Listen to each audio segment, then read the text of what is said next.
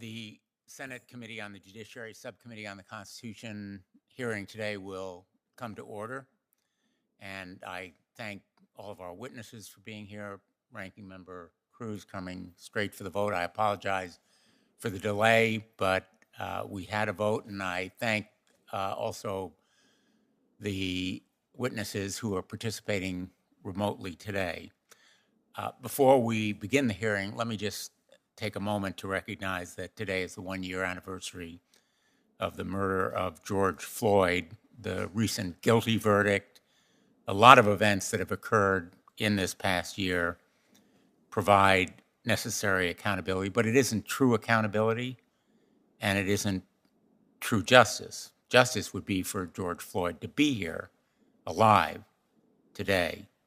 True justice, equality, and equity require real action and real change in policing and all across our society, elimination of racism wherever it exists. There's a lot of work to do. The Subcommittee on the Constitution will have a part in it, so will our entire Senate. And we need to move forward with action to match this moment of reckoning for our country.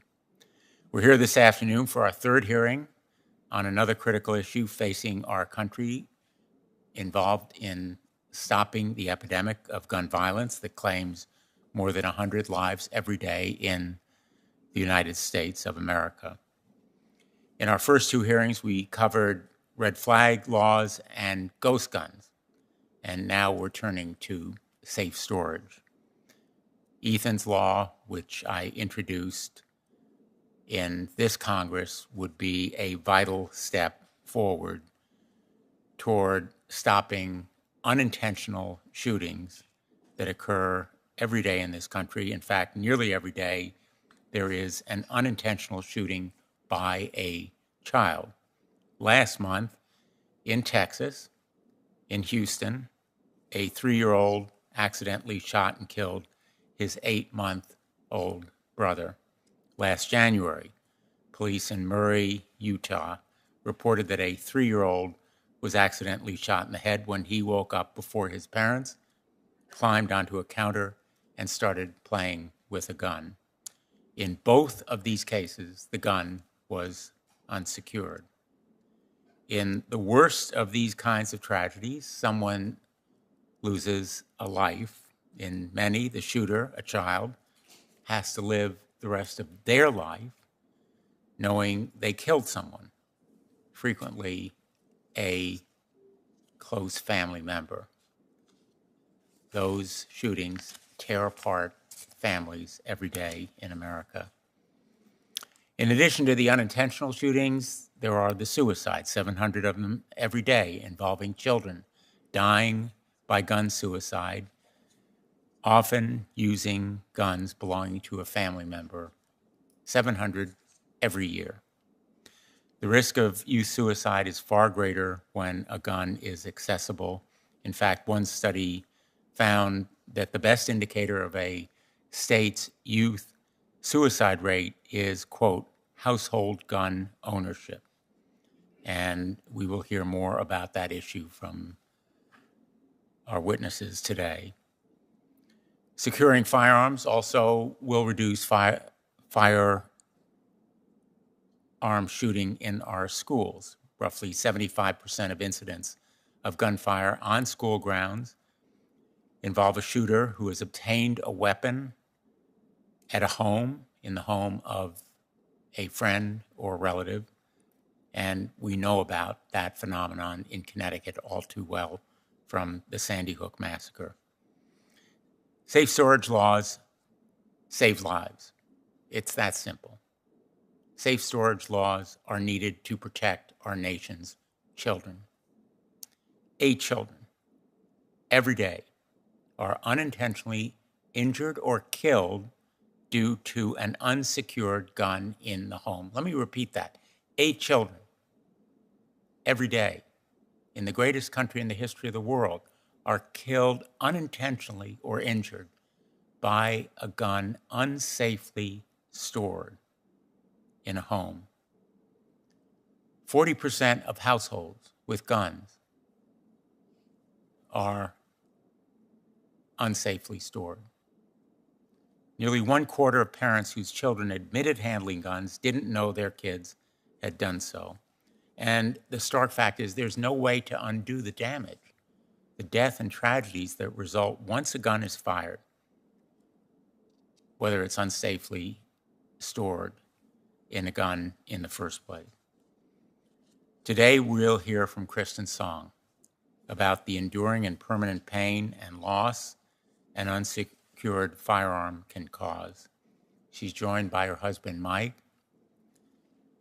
and her story of her loss of their 15-year-old son, Ethan, to an accidental shooting with an unsecured gun, I think will move the nation. In 2019, heeding their heartfelt call to action, Connecticut enacted Ethan's Law with bipartisan support to require that gun owners safely and securely store their firearms. To Kristen and Mike, I just want to say we are not done. We will not be done until we pass Ethan's Law in the United States Congress. And your being here today means the world. We're going to do everything we can to pass Ethan's Law, and I ask my colleagues across the aisle, as well as on our side, to help us do it. Of particular interest, I hope, to my colleagues are the 33 states, including Texas, that have already adopted some form of safe storage access law. It's on the books in those states. It varies from state to state, but what we need is a national standard now, and there is a reason that those states have passed those laws, because they work. They work to prevent deaths and injury. Quote, unloaded firearms can be secured with a firearm locking device to make them safe, inoperable. Unloaded firearms also can be stored in a locked cabinet, safe, firearm vault, or storage case. That's a quote from the National Shooting Sports Foundation, instruction to gun owners. Thank you, Mr. Bertozzi, for being here today and for the program that NSSF sponsors. Quote, that strong boxes and security cases are inexpensive and give quick access to firearms in a defensive situation, end quote. And, quote, gun safes are the most secure storage option, end quote. That is from the NRA in August of 2020 in an article entitled 5 Tips to Safely Store Your Gun.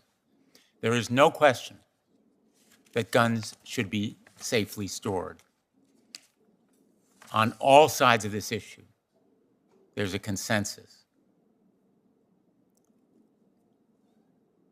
The disagreement is only whether there should be a law requiring it.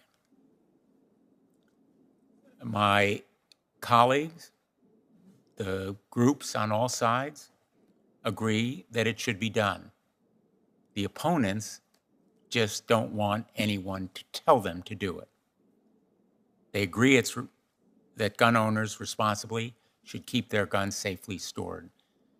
They just don't want a mandate. But we know this issue is one of public safety, where we always, when it's a matter of life and death, accept legal requirements.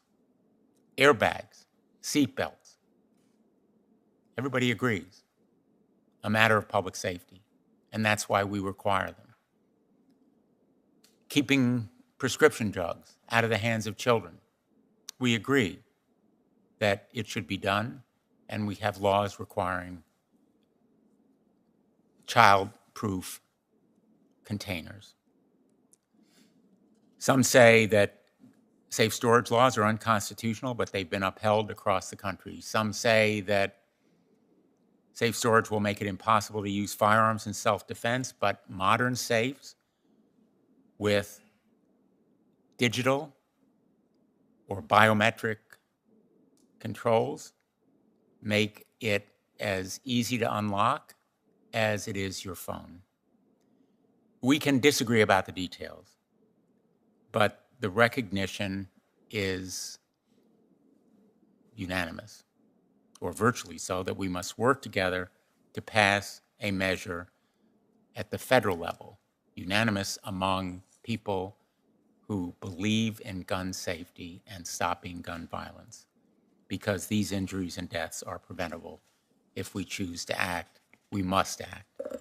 And I, again, thank you for being here today. I turn to the ranking member.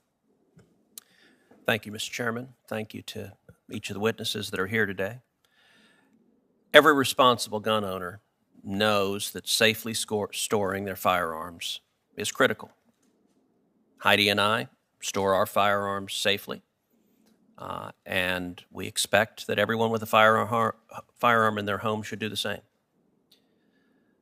We also know that when firearms are not stored responsibly, there can be tragic consequences. Senator Blumenthal spoke about Ethan Song, a 15-year-old boy who fatally shot himself by accident with a firearm that was stored at a friend's house. For all of us, our hearts goes out to the entire family. And Ms. Song, thank you for being here. Thank you for telling your son's story. As a parent, what you experienced is a nightmare that terrifies every parent.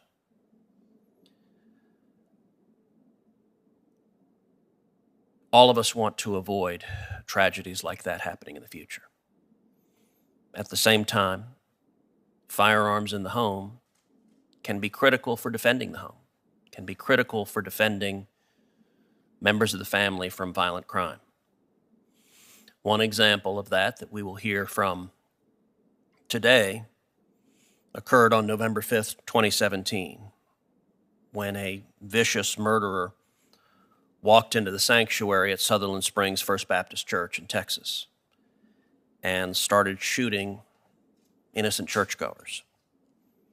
Stephen Williford, who I've since gotten to know quite well and who will be a witness today.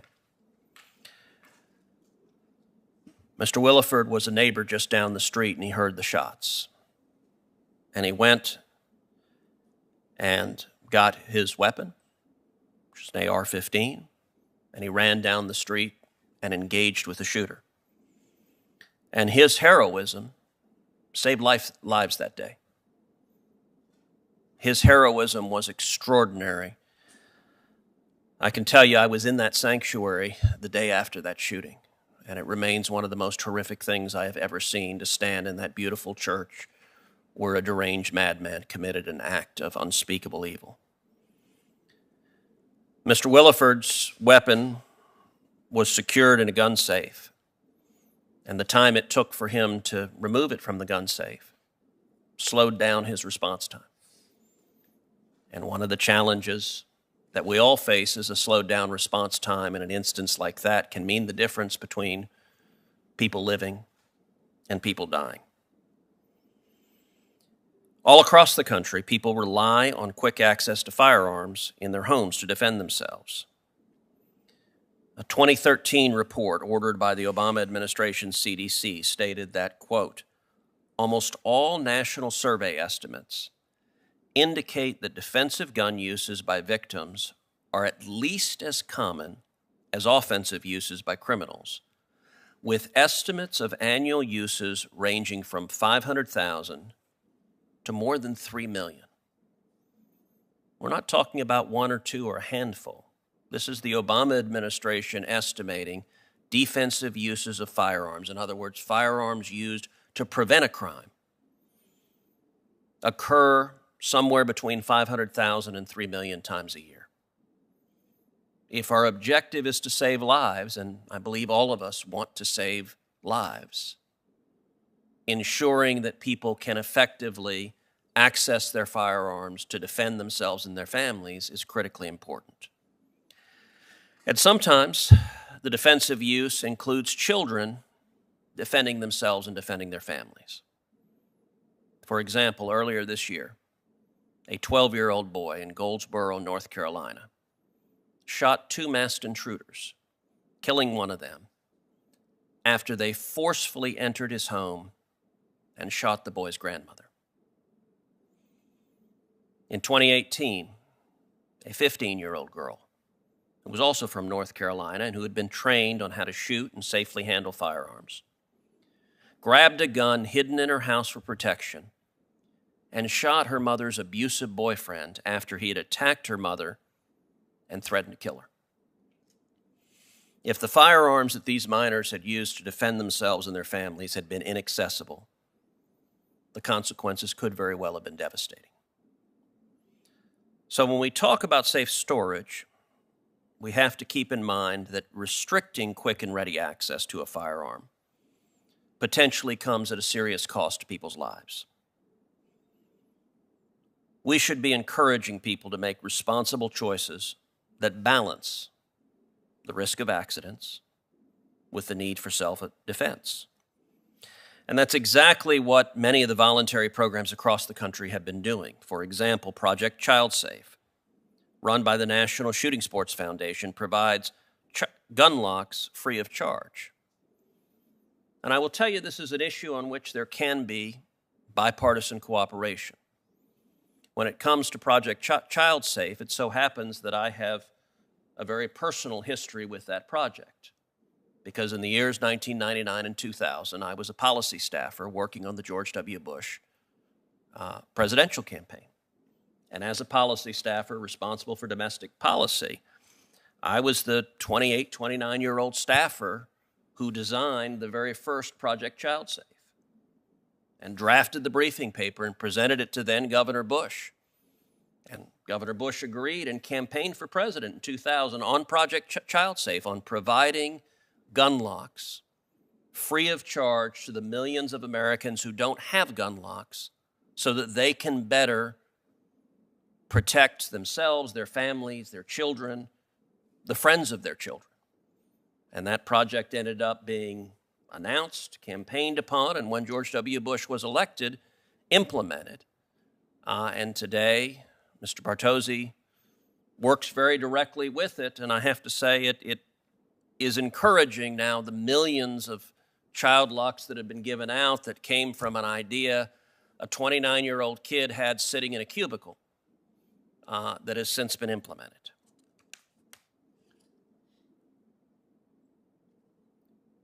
Critical to that is that it is voluntary, that it is providing child locks so you have the equipment free of charge, so that cost is not a barrier to being able to lock a firearm, but it is not mandatory. And I believe people can and should make a judgment about what the needs of their home, of their neighborhood, of protecting their family are. The bill that Senator Blumenthal has, I think, goes too far in terms of mandating a federal rule for everyone. For example, the bill would prevent a family with teenage children in a crime-ridden neighborhood from choosing to keep a firearm somewhere where it could be quickly and easily accessed for self-defense. And it would empower the federal government to enforce that law coming into the family's home and potentially arresting the parents and seizing the firearms. Not only that, it would make it a federal crime for the children I mentioned earlier, the children who defended their homes and defended their families with a firearm, to have access to the weapons that saved them and their loved ones. I don't think that makes sense. I don't think that's an approach. And by the way, whether or not children have access to firearms, I think varies widely depending upon the age and maturity of the child. It is a different thing for a parent of a 16 or 17-year-old child at home who's trained in how to handle a firearm, making the decision that that child should be able to defend himself or herself in the case of a violent intruder, than it is to allow elementary school kids to play with loaded firearms. And there's a full spectrum that responsible parents should make judgments of when it is appropriate and when it is not appropriate to put a minor in a position to be able to defend himself or herself. All of us want to prevent firearm accidents. It is tragic.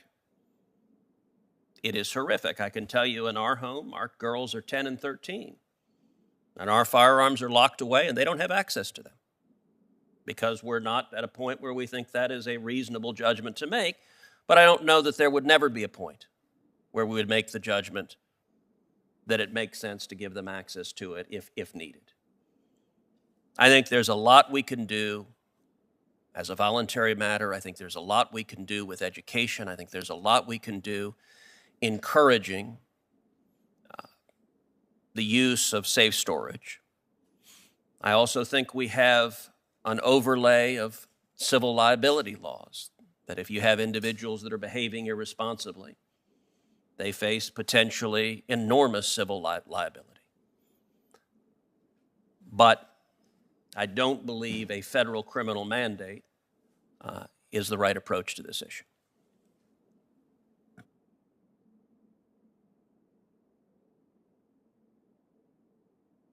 Thanks, Senator Cruz. We've been joined by Senator Whitehouse. Thank you for joining us. I'm going to introduce the witnesses, and then I will swear them in, as is the custom on the Judiciary Committee, and then we'll have your testimony. Kristen Song is from Guilford, Connecticut.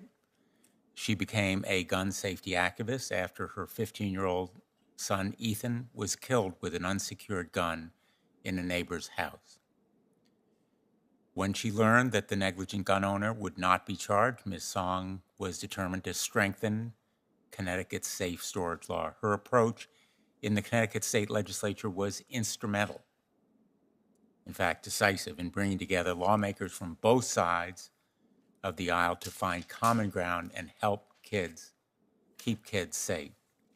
Ms. Song's advocacy was instrumental in passing Ethan's law in Connecticut in 2019. She and her husband, Mike, created the Ethan Miller Song Foundation to honor the causes that were important to Ethan: veterans, animals, standing up for those who are vulnerable or marginalized. Mr. Stephen Williford is a native of Sutherland Springs, Texas. An avid sportsman, he began shooting at a young age and honed his skills by participating in competition as he grew older. He made sure his 3 children were trained in gun safety, passing along his expertise. Following the deadly mass shooting in Sutherland Springs in November 2017, Mr. Williford became known as, quote, the good guy with a gun, end quote, having disrupted the shooter. Stephen credits his faith and preparedness as to why he was able to step in during the critical accident to that training. Dr. Maya Haas is a board-certified pediatric emergency medicine physician at Children's Hospital, Colorado, and an assistant professor of pediatrics at the University of Colorado School of Medicine. She's a researcher focused on firearm injury prevention and founded and chairs the Firearm Injury Prevention Collaborative at Children's Hospital in Colorado. Joe Bartozzi is president and CEO of the National Shooting Sports Foundation and the Sporting Arms and Ammunition Manufacturers Institute. He also serves as chairman of the Project Child Safe Foundation. He has spent roughly 40 years in a variety of technical and executive management roles in the manufacturing sector.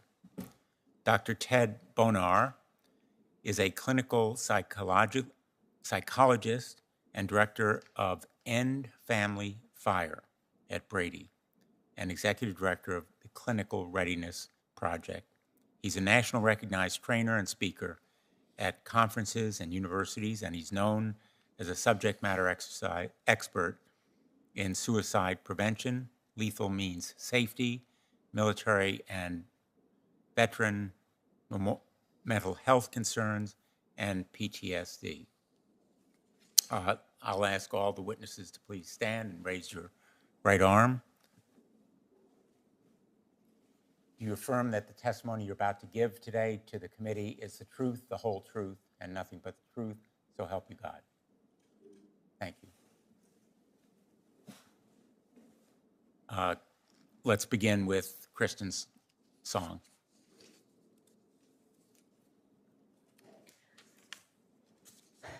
Good afternoon, Chairman Blumenthal, Ranking Member Cruz, and members of the subcommittee.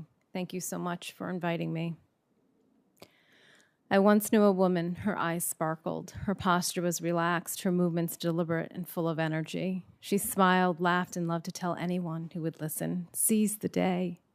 She lived her life that way. The pleasures in her life were her family, and her greatest joys were her children. Her heart was full of gratitude.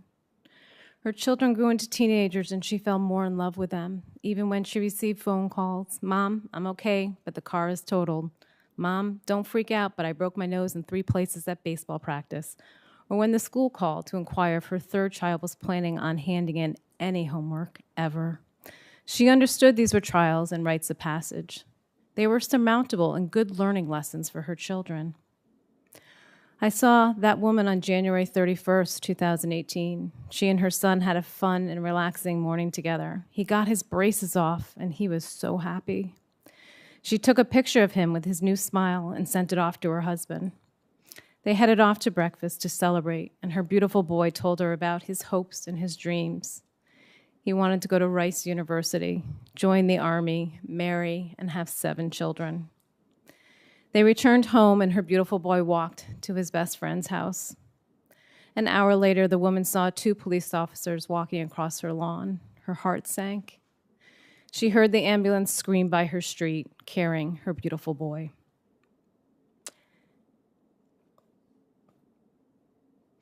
They raced to the hospital, praying that their beautiful boy was still alive. She ran into the hospital and headed towards the bays, where her beautiful boy lay. But she was stopped and guided to a tiny room. The ER doctor slid down the wall, put his head in his hands, and whispered, "Your beautiful boy is gone." She crawled into a fetal position. She just wanted to disappear. Her husband called their daughter and son. She will never forget the raw, guttural sobs that escaped from their mouths. She begged to see him. She needs to tell him again that he is so loved and cherished, to kiss his forehead, to tuck him in one last time. She was the first to welcome him into this world, and she wanted to be the last to say goodbye. The doctor chokes out, "He is unrecognizable, even to her eyes." While her family walks out of the hospital, her beautiful boy is being wheeled to the morgue. The woman and her family sit in silence on the car ride home. There's nothing to say. You can't fix death. I saw that woman on February 1st, 2018. Her eyes are dull, her posture slumped, her movements as if by rote. She's in a stupor. Her smile has turned to tears. Her energy is gone. The pain that she feels is similar to holding your hand over a hot flame, intense, unrelenting pain. She can barely breathe. She doesn't sleep much, and when she does, he calls to her. She frantically tries to reach him, but he slips through her fingers and slowly fades away. She would have traded places with him in an instant. She would have laid down her life to save his. She sits with her coffee in the kitchen and contemplates suicide. No more pain. But her other son grabs her hand and says, "I would not survive if I lost another member of this family." How did he know? Was it so obvious? She now knows she has no other choice but to live. My name is Kristen Song, and I am that woman. The beautiful boy was my 15-year-old son, Ethan. He was shot in the head in his best friend's house with an unsecured gun. He had 0 chance of survival.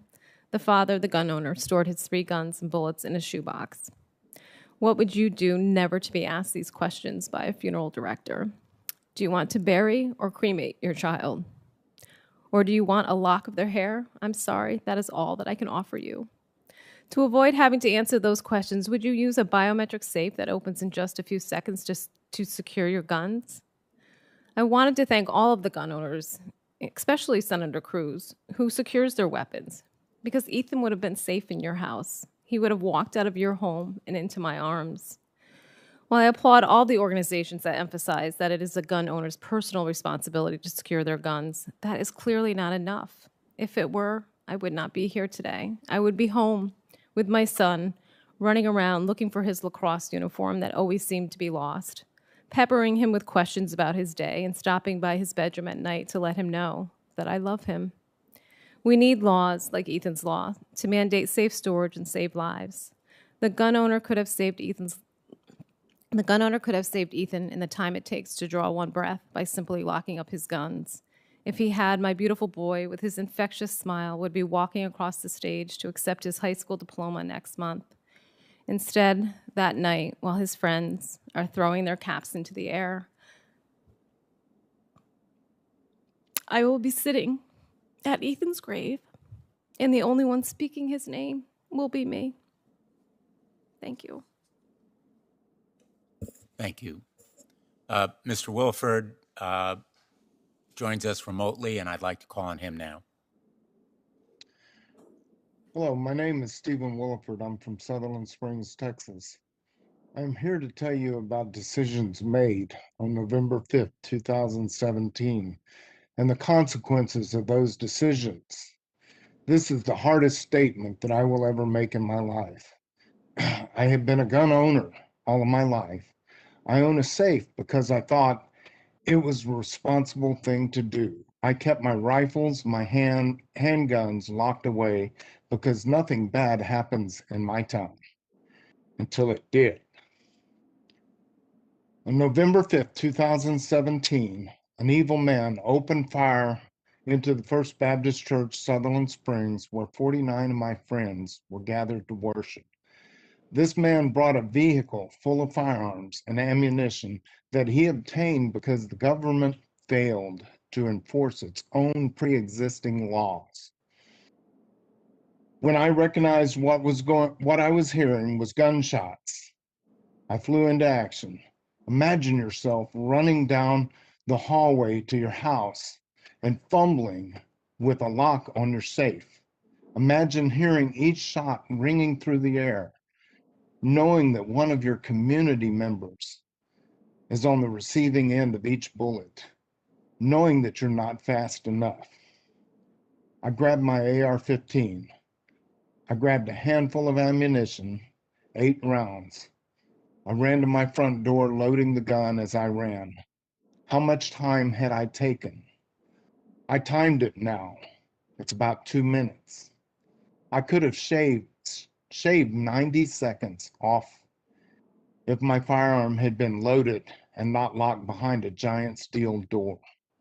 I timed that too. 90 seconds does not sound like a lot, but to me, it will always be the longest 90 seconds in my lifetime and my greatest regret. The police officers in our county are some of the best. They did everything they could to respond to the active shooter.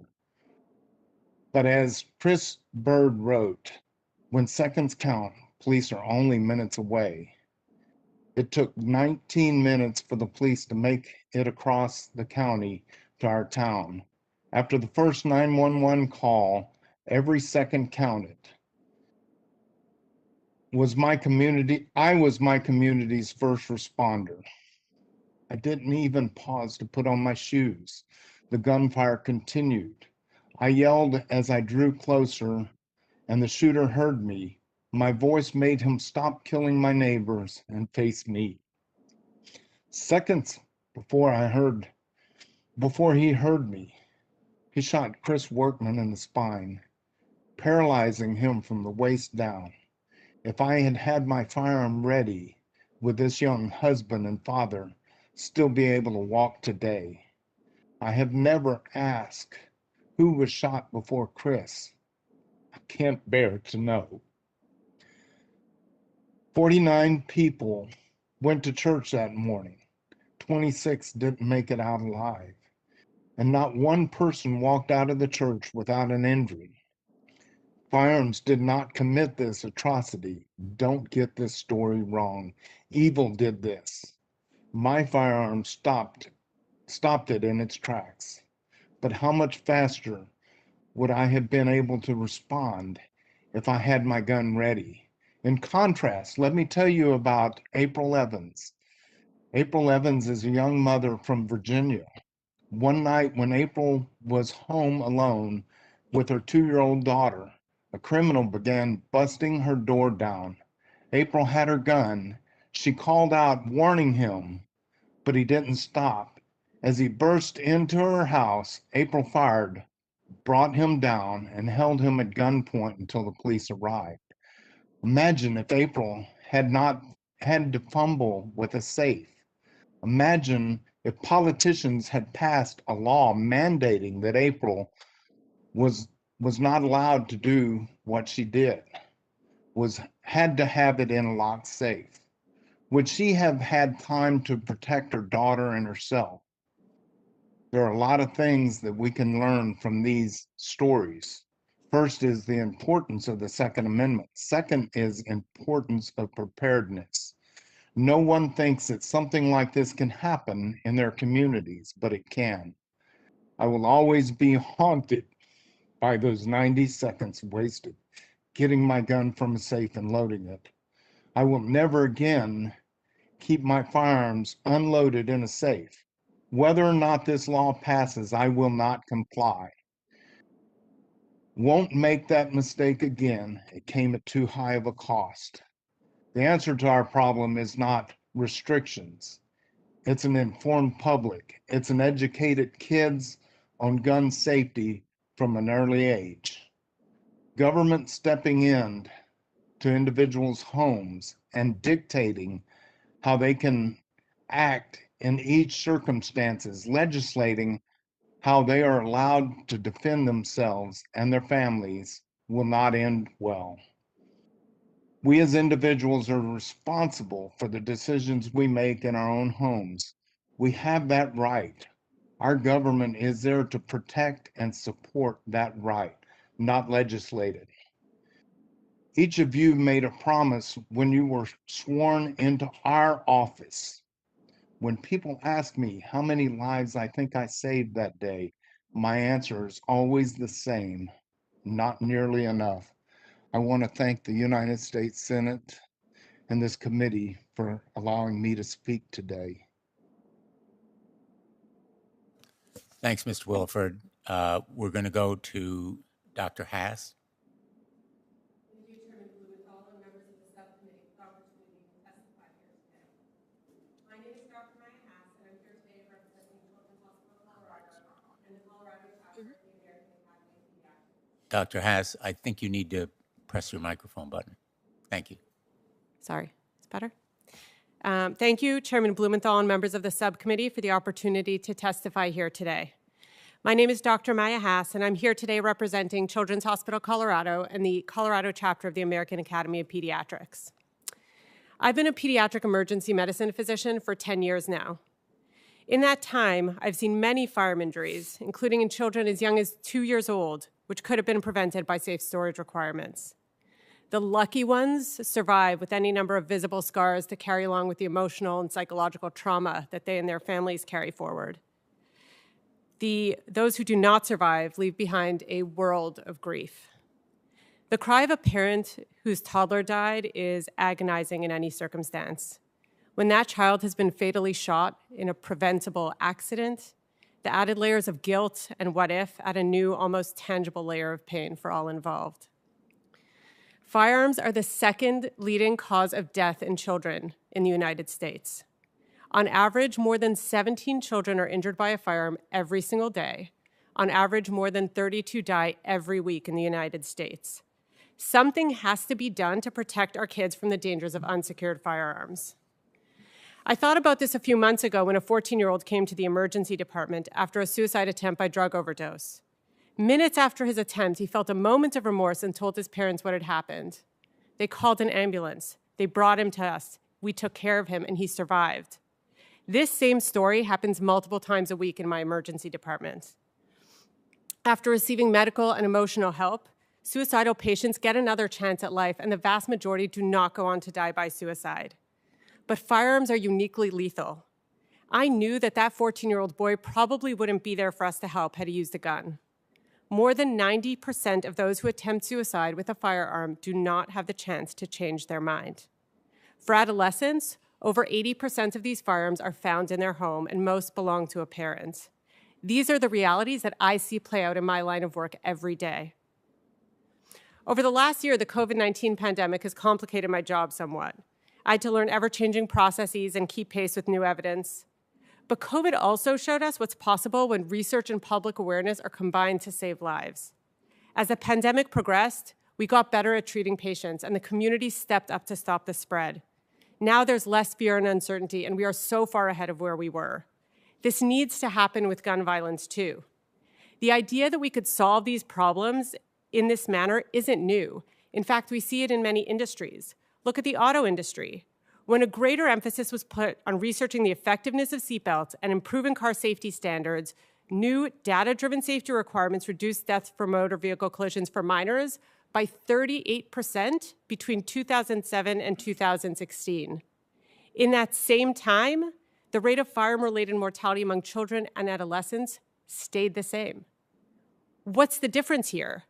When it comes to firearm-related deaths, there is a distinct lack of data-supported public health interventions that is supported by state, local, and federal governments, and particularly as it relates to safe storage. Reducing firearm deaths is not just a public health issue, it's a public health emergency, and we have a duty to ourselves and to our children to act. We have a roadmap. We need to do what we did to decrease deaths from COVID-19 and from motor vehicle collisions. We didn't resort to drastic measures such as removing all the cars from the road. We identified ways to make common sense changes that have a meaningful impact, and the same can be done with firearms. Firearms sales are on the rise, and 4.6 million children in the United States live in homes with at least one loaded and unlocked firearm, putting them at higher risk of shootings. Curious toddlers are at risk. Individuals experiencing crises with access to firearms are in serious danger, as are women and children vulnerable to domestic abuse. For them, home can't be a refuge until we act. Federal law doesn't require gun owners to securely store their firearms when children are present in the home. 29 states, or now it's 33, and the District of Columbia have some form of law to do so, and many have seen suicide and unintentional gun deaths and injuries among minors drop by up to 54%. Because of my experiences, I testified in March before the Colorado State Legislature to support such a law, which was thankfully enacted. I urge the members of this subcommittee to consider and act upon similar legislation at the national level, including Chairman Blumenthal's bill, Ethan's Law, which would set a national standard for the storage of firearms in residences where children live, and Chairman Blumenthal's Safe Gun Storage Act, which would establish consumer product safety standards for firearm locks and firearm safes. I'm here for the 5-year-old boy who's paralyzed from the waist down by a stray bullet that struck him while he was just playing outside and now has to come to the emergency department every time he has a fever. I'm here for the toddler who came to our hospital, shot while playing with her sibling, for her family who will agonize over her death and whether they could have prevented it. I'm here for the youth who in their moment of crisis found a gun to use in their suicide attempt. They usually don't make it to our hospital. I wish I could share their names or their stories or more of their faces so you could understand that these could be your neighbors, your grandchildren, your children that I'm trying to protect. I know that the vast majority of gun owners keep their firearms safely away from children and adolescents. However, too many do not. And keeping children safe from firearms should not be a personal choice. I implore you to pass legislation that will ensure that firearms are properly locked so that children do not have access to them. No more broken families, no more needless injuries and deaths. Thank you.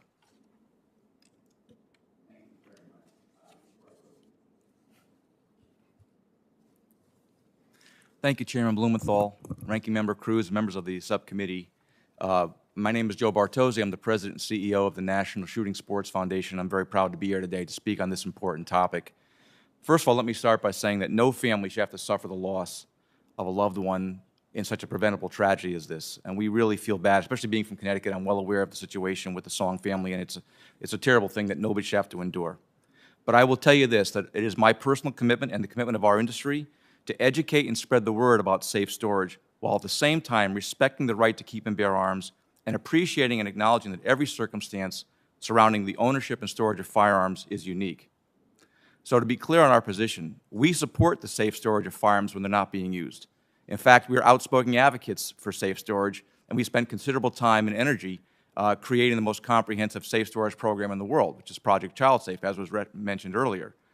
However, we do oppose a federal mandate which could alienate gun owners, infringe upon state efforts in this area, impair the ability of armed self-defense, and create a new, vague, virtually unenforceable federal law, replete with legal implications and penalties. Now, again, I will reiterate that we are terribly saddened by the fact that the firearm that Ethan found was not secured, okay? But I can tell you this is exactly why Project ChildSafe was created in the first place. It specifically addresses the issue of accidents, misuse, and suicide by identifying several storage options to fit a wide variety of lifestyles. And I will say this on a personal note, that we can take some solace that no organization has done more in this area than has Project ChildSafe, and 40 million Americans are safer today because Project ChildSafe. And just for those that may not be aware, I'll just touch on a few key points. Since 1999, Project ChildSafe has given away more than 40 million locks and safety kits. We've partnered with more than 15,000 law enforcement and community partners in all 50 states and U.S. territories to spread the message of safe firearm storage. That doesn't include the millions that come to our website to download our pledges, our materials, and view our videos to enhance safe storage in the home. And in fact, in the past 20 years, fatal accidents involving a firearm have declined by 40%. And the entire industry is behind this effort, and they're all part of making this thing possible. As an outgrowth of Project ChildSafe, we are now actively involved in suicide prevention space, partnering with the American Foundation for Suicide Prevention, as well as the Department of Veteran Affairs, to bring suicide prevention messaging and safe storage to everyone, everywhere. And we have now documents and handouts in all states at firearm retailers and ranges to prevent suicides from firearms. I just want to touch on one anecdote here to talk about is that in 2013, then Vice President Biden came to Connecticut post the Sandy Hook murders, and he took aside the then chairman of Project ChildSafe, and he said, referring to Project ChildSafe, "You guys are doing a lot of good things, including the gun lock thing. And this isn't just Joe Biden blowing smoke, I mean it." So even then, Vice President Biden recognized the importance of Project ChildSafe and the value of education in the area of safe storage. I want to touch on one other point that I think is very important to make here, and that is the messenger matters in regards to dealing with firearms issues. We understand that this proposed law, as it's written, will create and could create additional mistrust and animosity between the federal government and gun owners. And my concern here is that gun owners might tune out or not listen to the message if it's coming from an authority, a mandate from the federal government. So we're concerned about that, and we know from our experience with the VA and the AFSP that the audience is more likely to respond to a message if the messenger has credibility, experience, and has earned trust of the audience. Being that we're the trade association for the firearms industry, it's clear that we have credibility in the regard to firearms and how to safely store them and handle them. People look to us for this information, and that, I think, is a very powerful message. So we believe as between training and education versus federal mandates, education and training is more impactful. In fact, the General Accountability Office reported in 2017 that and this is a quote, "Our review of the studies relating to safe storage approaches, that is device distribution and physician consultation, found that providing a free locking device to study participants influenced behavior to store firearms more safely, and physician consultation generally did not." Okay, they said Project ChildSafe is the largest and longest running program of this kind in the country, distributing now over 40 million kits with cable-style locks. So the GAO recognized that there is credibility in what we're saying, and they support the approaches we're taking. I'll leave you with one last point, and that is potential alternative approaches to a federal mandate. As Senator Cruz indicated, Project ChildSafe has been the recipient of 2 federal grants over the years, one during the George W. Bush administration and one in the Obama-Biden administration. Now, these were competitive grants, which Project ChildSafe was fortunate to win, and as a result, we're able to spread the word of safe gun storage to millions of Americans. So possibly the government should talk about creating additional grant opportunities so that we can, again, magnify the reach and scope of this project. Right now, it's supported by donations, mainly from the industry, from individuals, some companies, but to have the federal money to be able to make this on a larger scale, I think will make a lot of difference for this. The other thing I would recommend is that in 2013, the NSSF supported creating a tax deduction for locking devices. This was H.R. 1883, introduced by Representative John Carter. It would have created a tax deduction for up to $1,200 for the purchase of a locking device. Now, I know a similar bill was introduced last year by Representative Mike Levin of California, but the numbers were very small in terms of the rebates available. So we would certainly believe that there's different approaches to to deal with this problem, and perhaps in a more unifying manner than a federal mandate. So we would definitely welcome new voice to the discussion, and thank you again for your time and attention. Appreciate it. Thanks, Mr. Bartozzi. Mr. Bonar.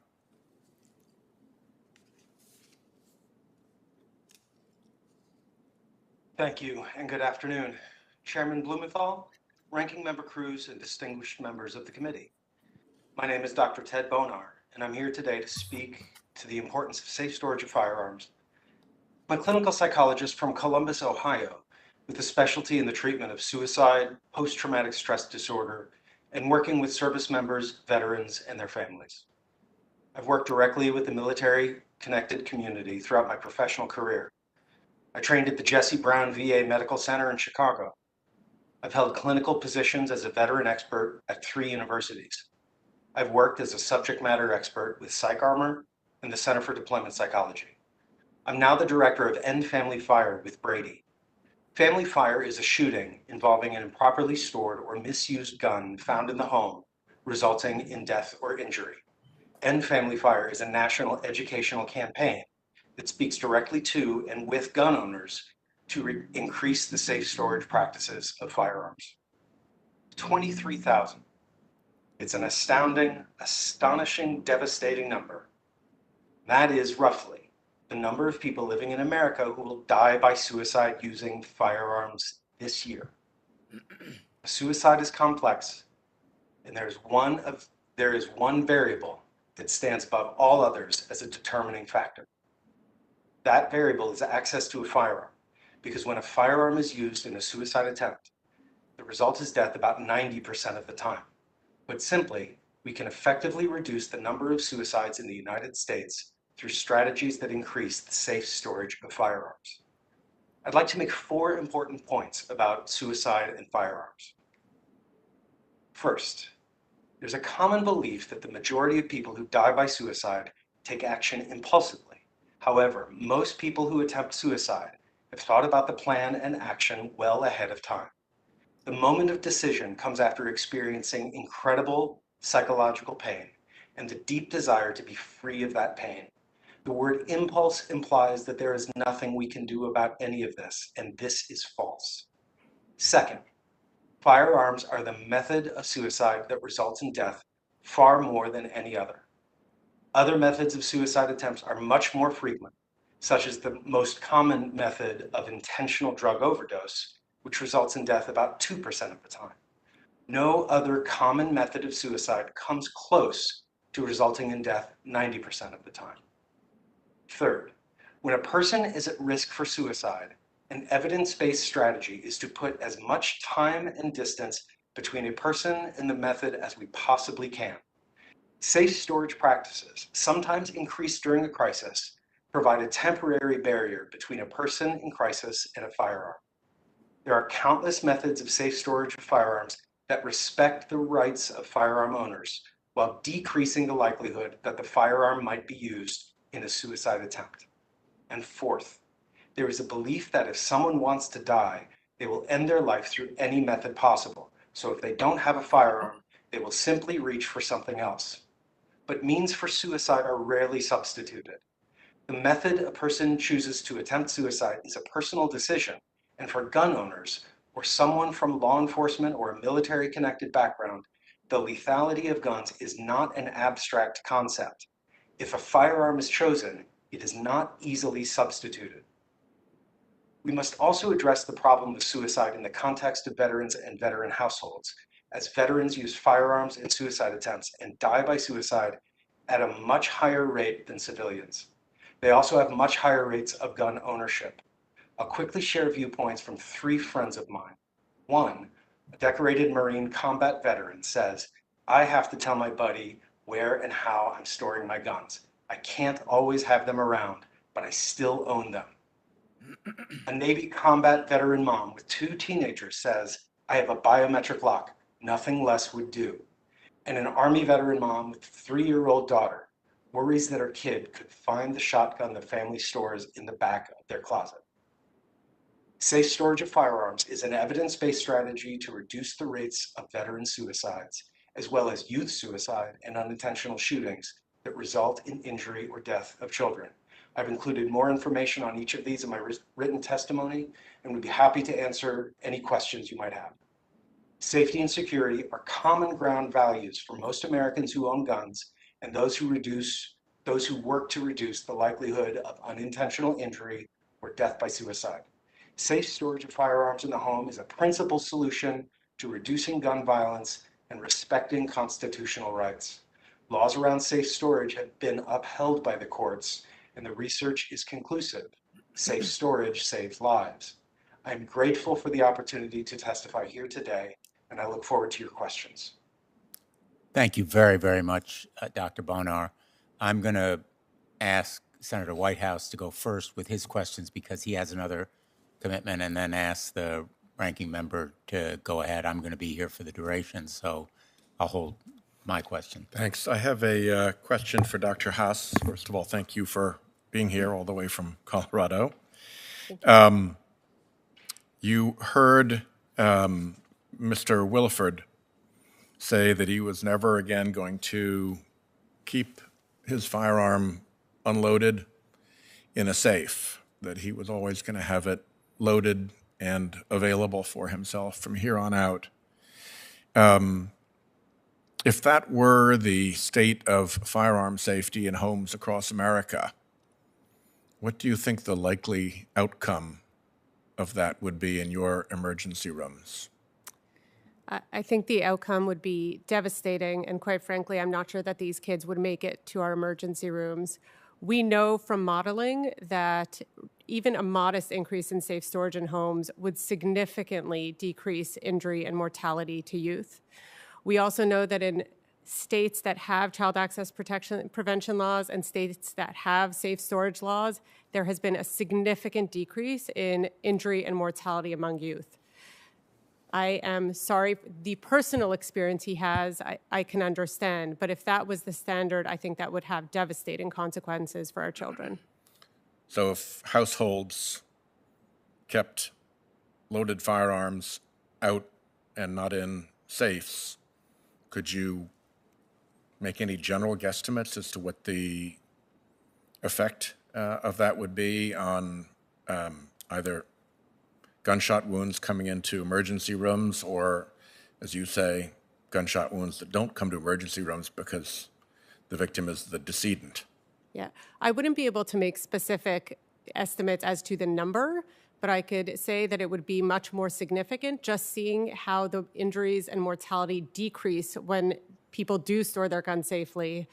I think that they would increase significantly if they don't. That would be the necessary corollary proposition, correct? Yes. Yeah. Thank you very much for coming here. Thank you, Senator Thank Blumenthal, for this hearing, and good luck with your legislation. Thanks, Senator Whitehouse. Senator Cruz. Thank you, Mr. Chairman. And thank you to each of the witnesses for your testimony. Mr. Bartosi, your organization has distributed more than 38 million gun locks free of charge through local law enforcement agencies and over 15,000 communities across the United States. This voluntary program, known as Project Child Safe, has been so successful that even the Obama Justice Department awarded you with a $2.5 million grant to expand the program. Can you explain how this voluntary program works and what the results have been? Basically, Senator, we have a lock giveaway program. We partner with law enforcement primarily, but also faith-based groups around the country, and they take the locks and they distribute them to their parishioners, to their people in their communities. Recently, we had the Detroit Police Department go door to door and hand out Project Child Safe locks and materials. There was, about 2 weeks ago, the Albuquerque had a drive-through Project Child Safe event where a councilwoman there handed out the free locking device. And this is a non-judgmental, no questions asked program. You know, this is not an idea where we're going to check your credentials about gun ownership. We want people to be safe. We want people to have access to the means of safety right away. So that's why these locking devices are so important. They're immediately available to start using right then and there. Additionally, we have a comprehensive website which offers award-winning videos. We have checklists. We have a pledge that goes out to gun owners about securely storing firearms. And one other thing about Detroit, recently 2 Detroit Piston basketball players did a PSA using our pledge as the basis for the PSA, and it was outstanding. Now, myself, I'm a Celtics fan, so I'd love to see other teams get involved with this. But it is really encouraging to see members of various communities get involved and teach about safe storage. Okay, this is not just about a lock, all right? Lock is important, but more important is education and training. And we talk about what households might be more affected, but it depends on how the children are raised in that household, what type of training education they receive on firearms and safe firearm handling. It all goes together as one, you know, is not one thing or the other. I think you need to have both. So again, the idea is that we make it volunteer. We have resources on social media, on multiple websites. We have availability to give away these locks. We've given away now over 40 million now. The number is up, and we're very proud of that fact. So again, it's about options, right? Not everyone's circumstances are the exact same. What might work in your house might not work in someone else's. So we explain there's biometric, there's digital, there's RFID, there's combination locks, there's key locks, whatever fits your lifestyle and your economic availability as well, because some of these safes are very expensive. So we want to give people the means to do this right away, to be safe right away, and encourage the use of these locks, but not mandate it. Mr. Bartozzi, I agreed with your testimony right up until the point when you said you were a Celtics fan. And I have to say, as a Houstonian and a diehard Rockets fan, given the miserable season we had last season, I just found that deeply hurtful. Although I will readily concede Larry Bird is one of the greatest players to have ever played. What did the data show about the effectiveness of Project Child Safe? If the objective is to expand the use of safe storage, does the program work? What do we know?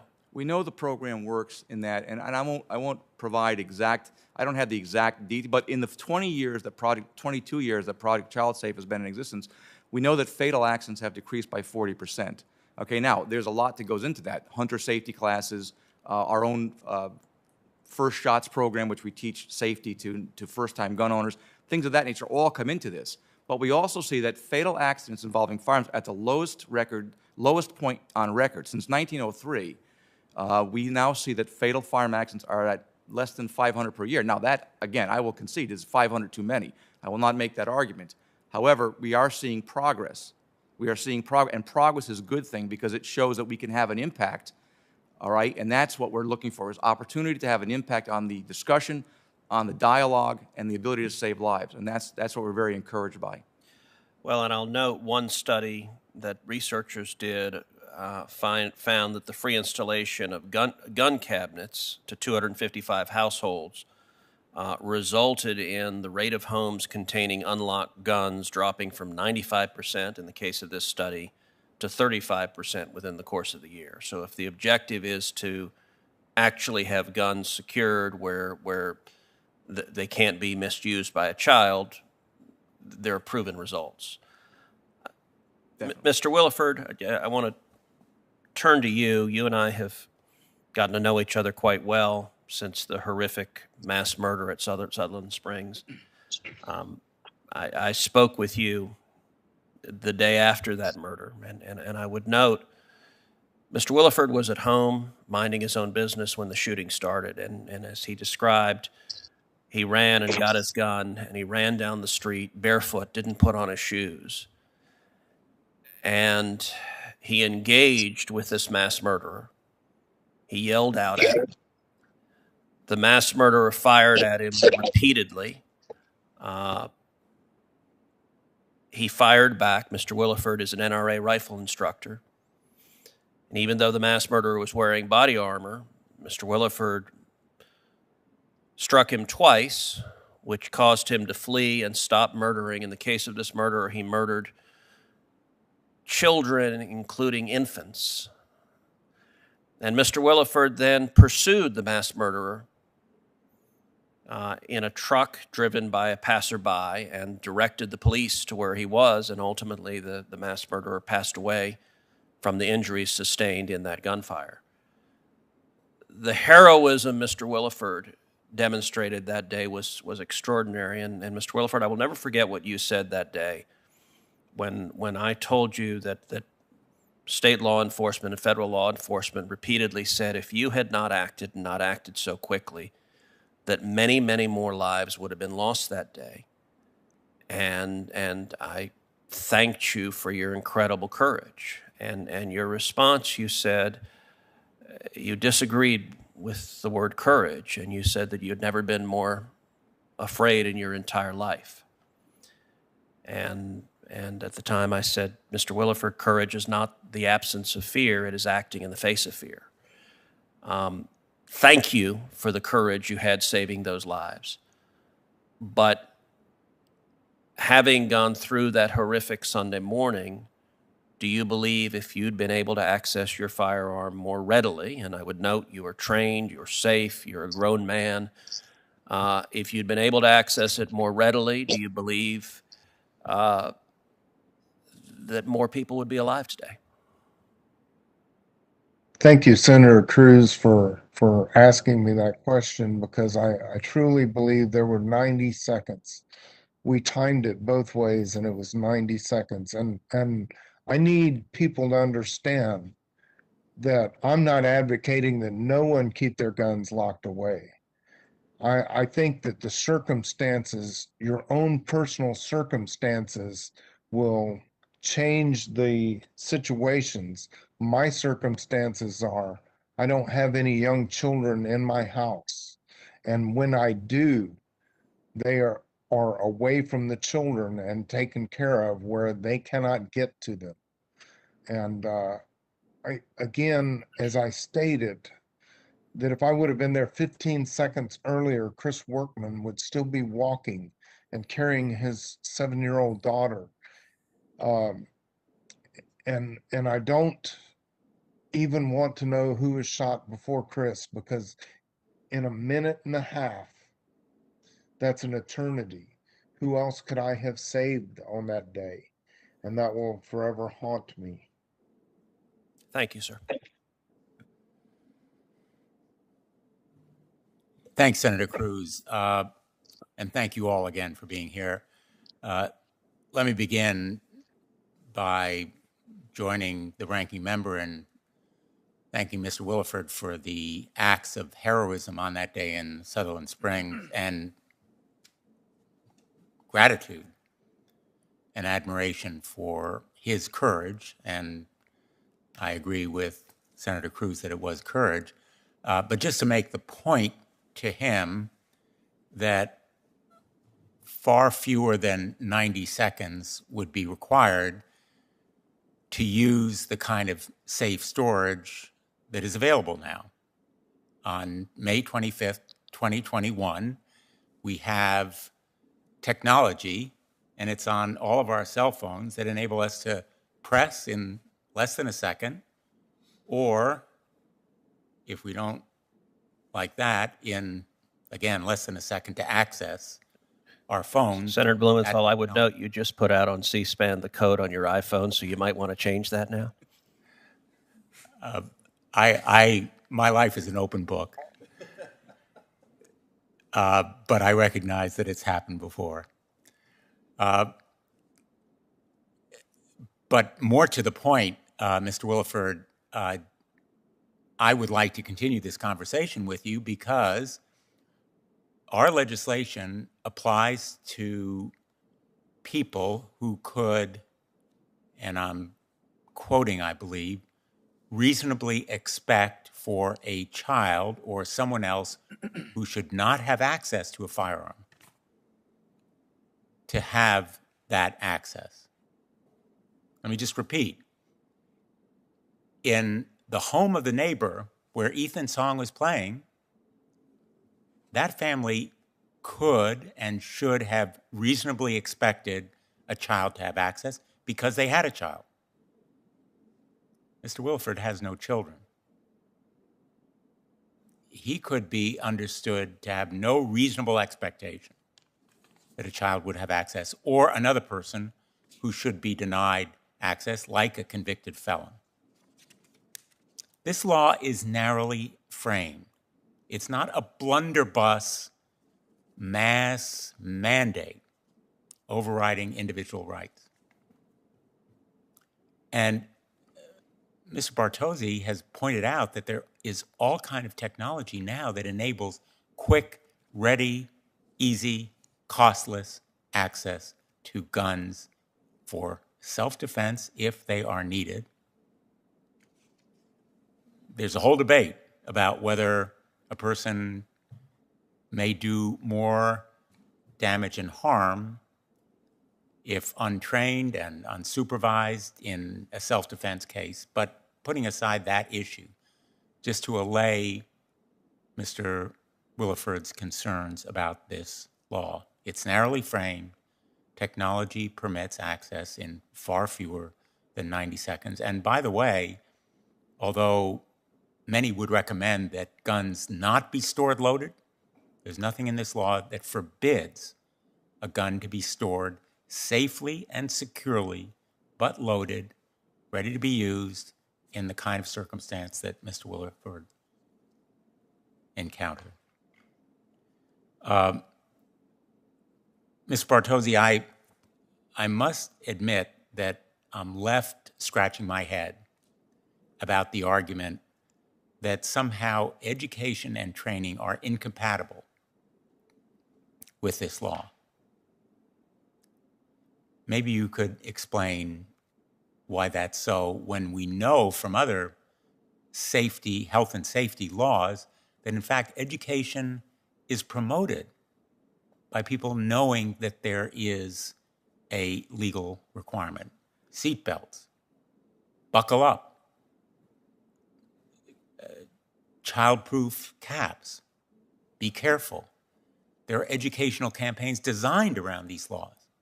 And I will tell you, in the state of Connecticut, as you well know, the song crusade for Ethan's Law was hugely educational. It created a massive amount of awareness about this problem. So maybe you can explain your position. Yeah, thank you, Senator, for the question. Now I may have misspoke here. Of course, education and training is paramount to everything that we do and everything that we stand for. So there's no question there. The concern here, from my part, is that the bill creates what I would call a one-size-fits-all approach to this situation, not acknowledging that there are differences in circumstances from household to household based on experience, education, and, in fact, training. Whether there are children in the house, for example, makes a big difference. And I would, again, I don't want to beat this to death, but I think the penalty clauses in this bill make it somewhat difficult to comply with, in that it's vague in what is reasonable in secure storage. Once a gun is stolen and used in a crime, that becomes the sole proximate cause of the action which the gun owner then is liable for. And I think that is certainly a bridge too far for a lot of people, because even if it's proven that the gun was locked and reasonably secured, you have to go through the facing prosecution, potential jail time, to clear your name of that and try to prove it to a jury of your peers. I mean, I think there are elements here that we certainly agree upon. I mean, there's no question that we support safe and secure storage. We advocate, as more than anybody else on this planet, we advocate for safe storage of firearms. We do. The record shows it very clearly. The concern is creating another federal mandate that would punish gun owners for the acts of a criminal if the gun is stolen. Right? The homeowner is a victim, yet if that gun is used in a crime or a suicide, God forbid, that becomes a sole proximate cause. I think there becomes legal liability there that I'm just not particularly comfortable with. So, yes, I agree with you that education, of course, is paramount. But I think there are elements of this law that I think just go too far to be in my comfort zone. If you were assured that a legitimate, law-abiding gun owner would not be charged as a aider and abetter in some crime committed by someone who stole his gun, which I consider, as a prosecutor, unlikely to the point of impossible, you would back this legislation? Well, I can't say that I would back the legislation. Of course, the devil is in the details. I would certainly commit to taking a look at it. just like we do every other piece of legislation that comes up that affects the rights of gun owners and the firearm industry, which we represent.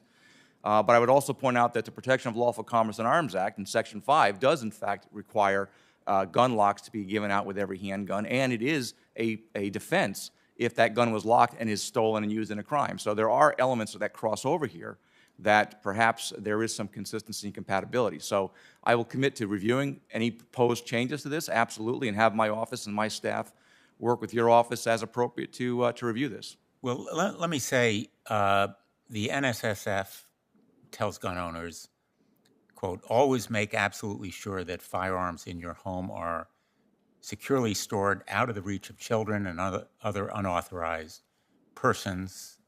And it also advised them unloaded firearms can be secured with a firearm locking device to make them inoperable.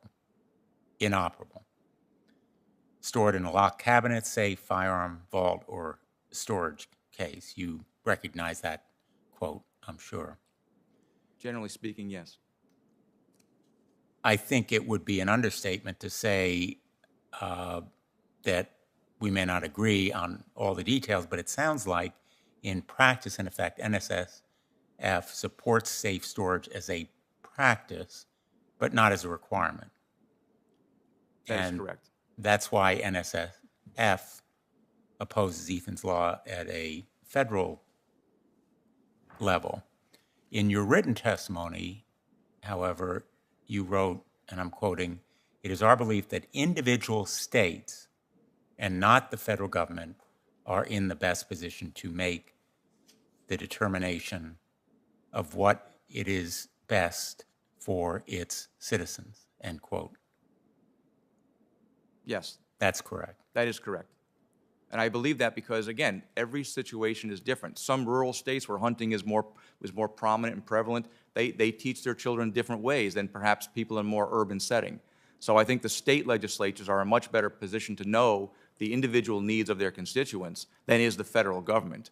So that's all. The point there is the states ought to have a say in this thing rather than a federal government one-size-fits-all mandate from Washington, D.C. That was the reason why I put that in there. Let me ask you, Ms. Song, did NSSF support the Connecticut state law, Ethan's law?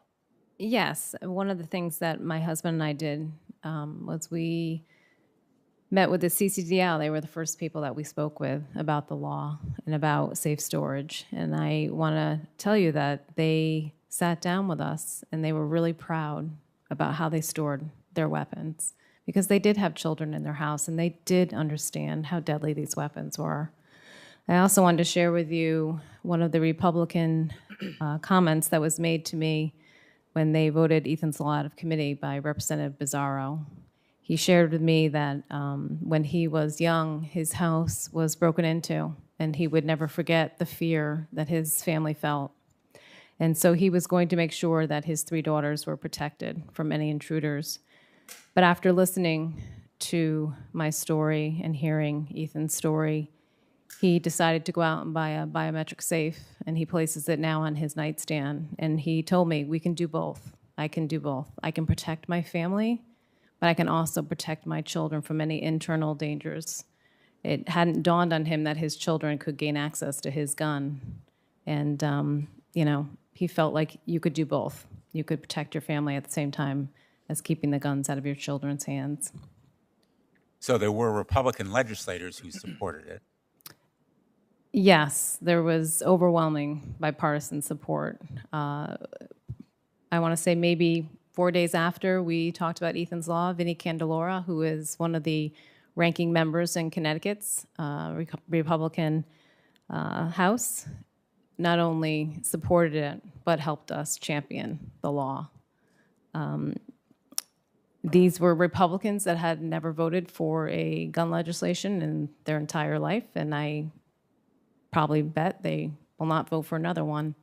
But they understood that this was not something that the NRA doesn't ask, that the NSS doesn't ask for, that safe storage is, I spent the weekend going through all of the material of the NRA and the NSSF, and there was not one place that I read or watched where it said that you should leave a loaded, unsecured firearm in your home if you have children. So I'm just asking them to do exactly what they so meticulously and so brilliantly explained for each gun owner. We're not going after the responsible gun owners. We're going after the negligent gun owners, as in my case. Ethan's best friend grew up with guns. He was trained by the NRA on guns. His father took him to the shooting range. His father carried a gun for work. This was not a child who was unfamiliar with how to safely handle a firearm. And yet he went into his father's closet, pulled out the shoebox with the 3 guns and bullets, and introduced my son to what would be his ultimate death. Ms. Bartozzi, does the NSSF support Ethan's law in Connecticut? Senator, I don't recall if we actually came out affirmatively to support it. I don't believe we opposed it, recalling that Connecticut already had a safe storage law already on the books. And I would just add one other thing here. You know, what we're talking about from NSS perspective is a proactive approach to educating people. Many of these laws would only come into effect after the tragedy has occurred. We're trying to prevent these things, right? It's more important to prevent a tragedy than to deal with the pieces afterwards, because what prosecutor is going to prosecute a family of a child who was killed by one of their guns? It'd be very difficult to do so. So we're trying to get ahead of this thing. We're trying to be ahead of the curve, educate people on what we believe to be the best practice here for keeping guns safely, but also recognizing there are different circumstances from household to household and from state to state. So again, we're looking at it from perhaps a different perspective. There's a lot of common ground here, but there are issues where we would not be comfortable. But NSSF never supported Ethan's law, and it doesn't today. I can't say that. I don't know as I sit here today. I don't know. You represent that organization. Indeed, I do. You speak for it today. I speak Will you for it support Ethan's law today?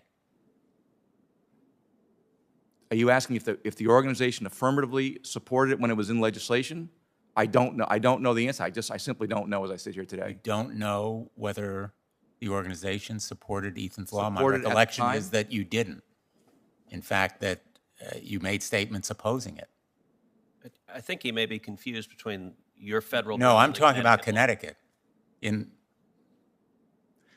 In Connecticut, okay, the law in Connecticut we believed went too far in some instances. Obviously, we support safe storage. That is the reason I'm here. That is the sum and substance of my testimony. I'm asking you about Ethan's law in Connecticut, which you opposed, correct? Now, you thought it went too far. I welcome your being willing to talk to us here at the federal level about the specifics, as you've just indicated. But I think it's important to recognize that even at the state level, despite your testimony here today, you opposed it then. Have you supported safe storage laws in any state? We do oppose mandates for safe storage. We do support education and training. We support safe storage of firearms. Where we get concerned is the government mandates and the penalties imposed on gun owners. So the short answer is no, but we do believe there's common ground here, which is why we advocate for safe storage in the first place. Well, the common ground is the same common ground we would have on seatbelts, where we agree seatbelts are important and necessary, and by the same logic, you would oppose a mandate for seatbelts. You'd oppose other public health and safety measures. And so my understanding is that NSSF has never supported, indeed universally opposed, these kinds of laws elsewhere. I'd like to ask Dr. Haas, because you've experienced this problem in a way that I think is difficult for us to comprehend. You've seen the ghastly, gruesome results that the paramedics wouldn't even show Kristen's song. Could you tell us whether you think that these kinds of laws can be preventative of these kinds of tragedies? Mr. Bartozzi has indicated, again, somehow they're incompatible or they would diminish the effects of preventative action. I could share my experience. If you could turn on your microphone again. Sorry, I could share my experiences both as an ER physician, which I've spoken about some, and also as a researcher, because there is data to support safe storage laws. Education, I agree, is critically important when it comes to safe storage, and much of my research is focused on providing this education in the emergency department to kids who are at risk for suicide, to families who own firearms who have toddlers in the house. However, I don't think education is enough. Education has to be coupled with mandates. Our kids who are getting hurt, who are getting injured, don't get to vote. So it's our responsibility to keep them safe. We know that multiple states have child access prevention laws that go to different extremes. And we know that the stronger child access prevention laws have seen steeper declines in their rates of injury and death for children. So I actually do think that creating a policy is preventive. Creating laws isn't so that we could punish people. Creating laws is so that we could educate people about these laws and they follow them. Creating laws about car seats wasn't so that we could punish people who don't put their kids in car seats. It's so that universally now, people put their children in car seats and children are not dying in car accidents. And so I think this safe storage law is very similar and provides the impetus for people to follow the laws, provides the impetus for us to educate families about safe storage and really increase safe storage and take care of our kids. Thank you. Let me ask Dr. Bonar, do you agree that requiring safe storage would be preventative both in education and in encouraging people to adopt the kinds of new technology that is available? Yeah, thank you, Senator Blumenthal. I do believe that public education and public health efforts that lead towards behavior change are what we need to move forward to prevent unintentional injury and the loss of life. And I think that the examples that we just heard, whether it's car seats or seat belts, and we have many others that we can talk about, are examples of this. And I think that those are efforts that honor constitutional rights as well as serve as broad public education that result in behavior change that saves lives. Thank you. I just have a few more questions, but I appreciate all of your patience and the ranking members as well. Kristen, the ranking member mentioned legislation that would provide for tax deductions and grants. Is that enough? No, but we don't oppose that. In fact, when we chatted with the CCDL, they said, hey, listen, we want an educational program, part of Ethan's law. And we said, absolutely, 100%. Anything that will create a cultural shift so that people naturally, instinctively lock up their guns when children are around. We in Connecticut, I will say that one of the things that I thought was so amazing is that we really put our partisan parties aside, we put our egos aside, and we spoke to each other as parents. And as parents, we all agreed that our children's life, our children's safety was of paramount. And you cannot even begin to imagine the pain of losing a child. It destroys your world. It destroys who you are. It destroys your family. It destroys your community. My son, who is a senior at BC, asked me the other day, as we were sitting on the couch, do you think you'll ever be the old you? We miss the old you. And the answer is no. You're broken. You're forever broken. And there's just no way to fix it. So we are all for anything that brings this cultural shift to this country so that people can own guns, defend their families. but at the same time, keep children in their home or children who are visiting safe. And I will just say from my experience that your remarkable advocacy really brought people together on both sides of the aisle, and it made this issue of safe storage distinctive and separate from other issues relating to gun violence, which is the reason why it had such overwhelming support. And I agree with you also that tax deductions for people who purchase safe storage means and mechanisms, would support it as part of a safe storage law. Our foundation actually hands out free of charge biometric safes. So we are absolutely 100% for, if you want your gun, go for it, but you need to be responsible. And grants for education programs? Absolutely. You know, we've already started creating a curriculum in Connecticut. We're really excited because I think Connecticut's going to lead the way in educational curriculum for gun safety. Again, you know, we're not opposed to that. We totally agree that education could absolutely impact some children, but at the same time, there are some children like Ethan, like his best friend, who was very educated on gun safety. Teenage boys, teenagers, they are stupid and they engage in risky behavior. And as a parent, if you don't understand that, then you're kind of fooling yourself. And I've not found one person yet who hasn't engaged in some risky behavior during their life, even though they've been told by their parents or been educated that it was not safe or appropriate. And again, extending the analogy to the seat belts or the airbags or other car safety features, the fact that we require seat belts or airbags in cars doesn't mean we're taking away your cars. Absolutely or not. your license to drive them. Absolutely not. And truly, I mean this from the bottom of my heart, we do not want to take anyone's guns away. We would really just want to create a cultural shift like we did with Mothers Against Drunk Driving. When I was in college, I was stopped at a sobriety checkpoint upstate New York. I was not driving, but I remember, because I was shocked, the police officer leaned in and said, who's the most sober in this car? You know, my friend raised her hand and they switched, and she wasn't the most sober in the car.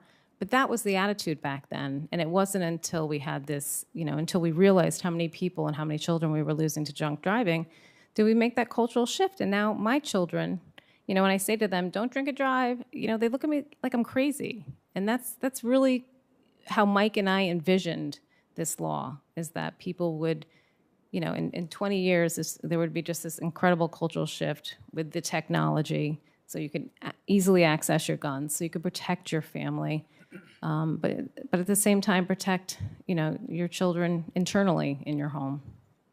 And in fact, many state laws authorize judges to require that there be steering wheel locks with breathalyzer tests for people who have violated laws against drunk driving, so that they can't even operate the motor vehicle. Correct. If they have had a drink. So let me just finish by saying to Mr. Bartosi, I'll make a deal with you. And it's really an offer to my Republican colleagues.